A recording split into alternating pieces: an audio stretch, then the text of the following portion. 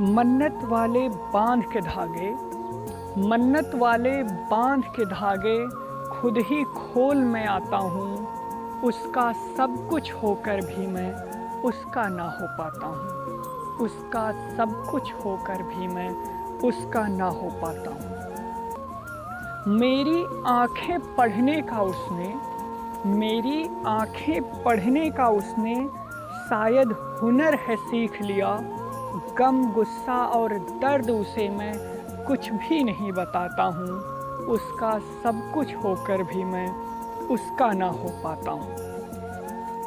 हम दोनों के रिश्ते को, हम दोनों के रिश्ते को ये दुनिया नज़र लगा देगी। इसीलिए मैं स्टेटस पर उसकी फ़ोटो नहीं लगाता हूँ। उसका सब कुछ होकर भी मैं उसका ना हो पाता हूँ। उसको गए गांव से शायद, उसको गए गांव से शायद एक अरसा है बीत गया।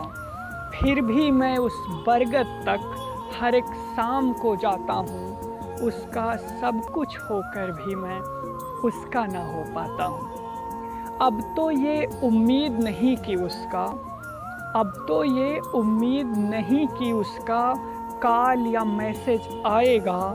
फिर भी मैं मोबाइल से उसका नंबर नहीं मिटाता हूँ। उसका सब कुछ होकर भी मैं उसका ना हो पाता हूँ। ये भी सोचा साथ में उसके, ये भी सोचा साथ में उसके दुनिया अलग बसा लूँ मैं।